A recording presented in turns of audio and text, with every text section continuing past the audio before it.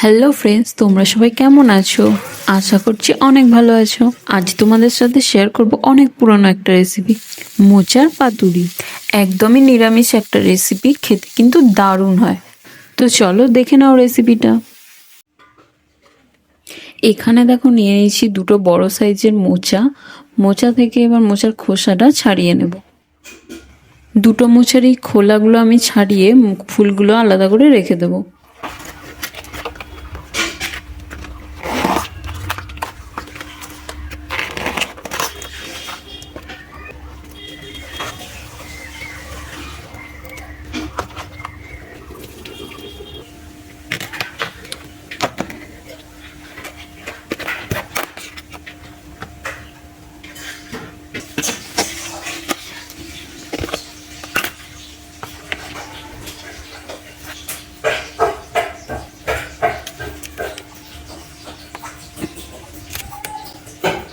দেখো দুটো মোচাই আমাদের ছাড়ানো হয়ে গেছে, আর ফুলগুলো আমি আলাদা করে নিয়েছি।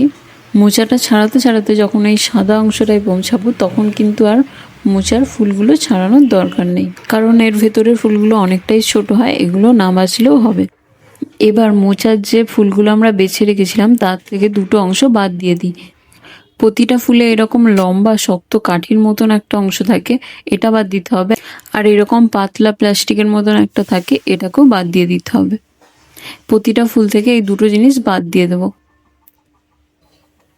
এরপর মোচাটা খুব সরু সরু করে কেটে নেব। আর এই রান্নাটা একদমই সহজ, একদমই সময় লাগে না, খুব তাড়াতাড়ি হয়ে যায়। শুধু মোচা কাটতেই যা সময় লাগে।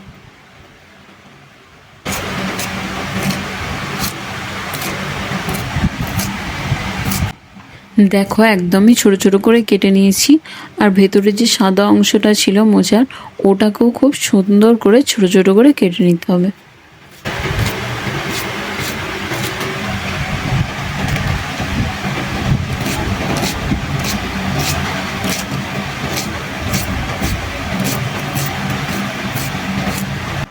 তো দেখো দুটো মোচাই খুব সুন্দরভাবে কাটা হয়ে গেছে।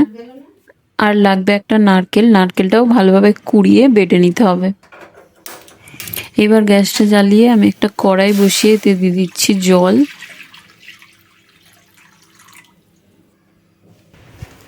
এরপর এতে কেটে রাখা মোচাটা দিয়ে দেবো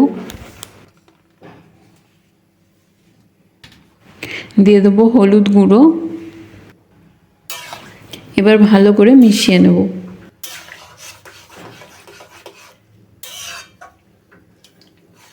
এবার মোচাটা ঢাকা দিয়ে সেদ্ধ করে নেব। দেখো মোচাটা অনেকটাই সেদ্ধ হয়ে গেছে, এটা একবার নাড়াচাড়া করে নিচ্ছি।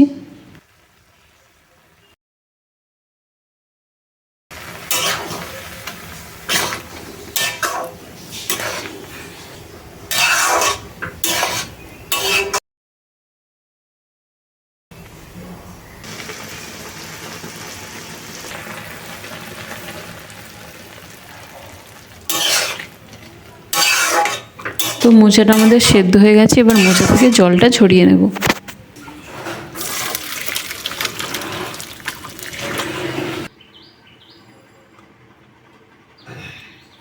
তো মোচার জলটা ছড়ানো হয়ে গেলে এবার একটা আলাদা প্লেটের মধ্যে মোচাটা নিয়ে নিচ্ছি। আমি এখানে অর্ধেক মোচার বানাবো, তাই অর্ধেক নিয়ে নিচ্ছি। এবার মোচাটাকে খুব সুন্দর করে মেখে নিতে হবে। আমি একটা গ্লাসের সাহায্যে মেখে নিচ্ছি, একটু গরম আছে, তোমরা হাতের সাহায্যেও খুব ভালো করে মেখে নিতে পারো।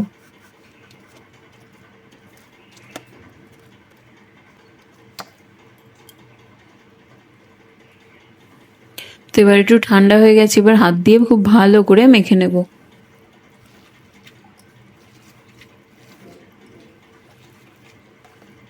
তো মোচাটা খুব ভালোভাবে মাখা হয়ে গেলে এতে দিয়ে দেবো নারকেল বাটা। এখানে কিন্তু মোচার পরিমাপ অনুযায়ী নারকেল বাটাটা দিতে হবে। আমি এখানে 5-6 চামচের মতো নারকেল বাটা দিয়েছি। এবার দিয়ে দেবো কাঁচা লঙ্কা বাটা। ঝালটা তোমরা তোমাদের পছন্দ অনুযায়ী দেবে, যে যেরকম ঝাল খেতে পছন্দ করো সেইভাবে ঝালটা দেবে। আর দিয়ে দিচ্ছি সর্ষে বাটা 2 চামচ মতো। এখানে কালো সর্ষে সাদা সর্ষে যা ইচ্ছা দিতে পারো। আর দিয়ে দিচ্ছি 1 চামচ চিনি স্বাদ ব্যালেন্সের জন্য। আর সর্ষের তেল, এখানে কিন্তু অবশ্যই কাঁচা সর্ষের তেল ব্যবহার করতে হবে। এবার হাতের সাহায্যে খুব সুন্দর করে মেখে নেব। আর এই রান্নাটা কিন্তু একবার হলে অবশ্যই বাড়িতে বানিয়ে দেখো, খুবই টেস্টি হয় আর একদমই কম উপকরণেই রেডি হয়ে যায়।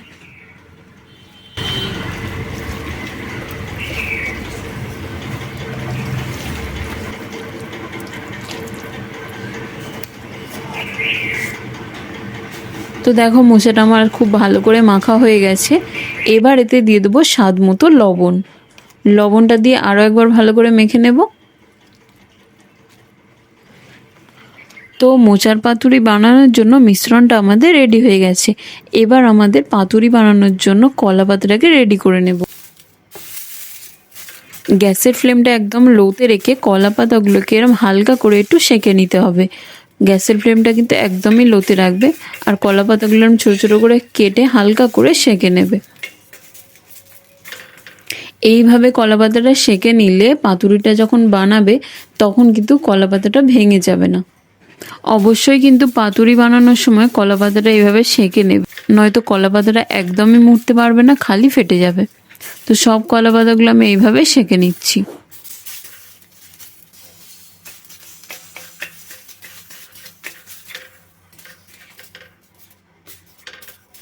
তো কলা পাতা তো সেঁকা হয়ে গেছে, এবার চলো পাতুরিগুলো বানিয়ে নিই।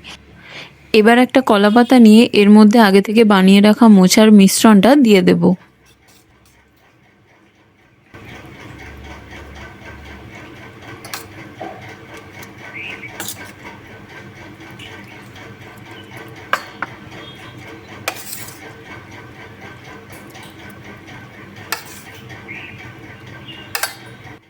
এরপর এতে দিয়ে দেবো অল্প একটু সর্ষের তেল। তোমরা চাইলে এখানে একটা লঙ্কাও দিতে পারো গোটা, তো আমি এখানে লঙ্কাটা দিলাম না। এবার কলা পাতাটাকে এইভাবে ফোল্ড করে নেব, দু সাইড থেকে এবার এভাবে ভাঁজ করে নিতে হবে।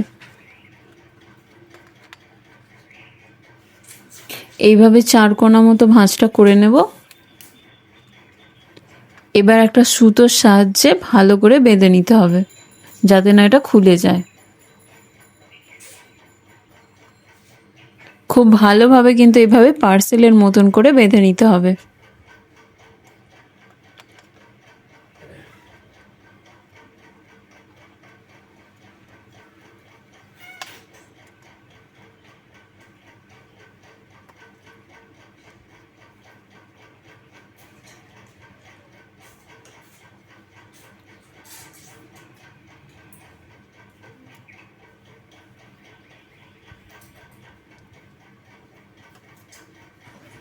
তো দেখো একটা আমাদের রেডি হয়ে গেছে। এইভাবে আমি সবগুলো বানিয়ে নেব। তো দেখো সবগুলো আমাদের বানানো হয়ে গেছে। এবার এগুলোকে ফ্রাই করে নিতে হবে। তো একটা তাওয়া বসিয়ে এতে দিয়ে দিচ্ছি খুব সামান্য পরিমাণে সর্ষের তেল, খুব বেশি তেল লাগে না।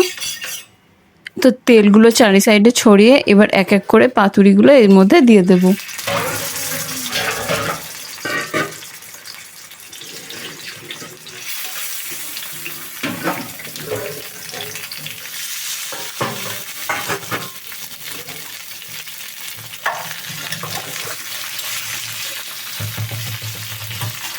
তো গ্যাসের ফ্লেমটা মিডিয়ামে রেখে এটা 5 মিনিট মতো ঢাকা দিয়ে দেবো।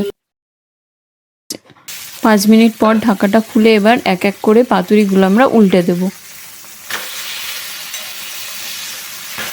আর এগুলো ভাজতে মোটামুটি 10 থেকে 15 মিনিট সময় লাগবে। যখনই দেখবে কলা পাতার কালারগুলো চেঞ্জ হয়ে গেছে তখনই বুঝবে যে এটা ভাজা হয়ে গেছে।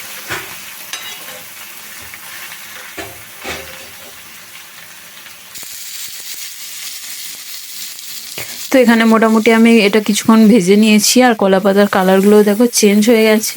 তো পাতুরিটা আমাদের ভাজা কমপ্লিট হয়ে গেছে। এবার এটা নামিয়ে নেব।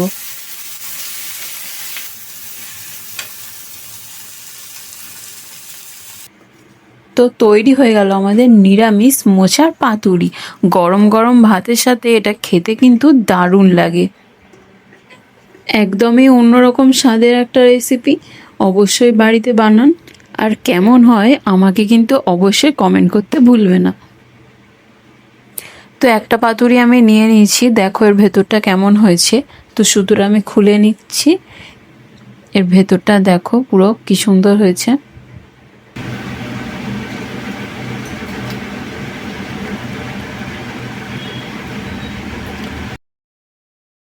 আর এটা কিন্তু খুব ভালো খেতে হয় বন্ধুরা, একদমই কম উপকরণে তৈরি।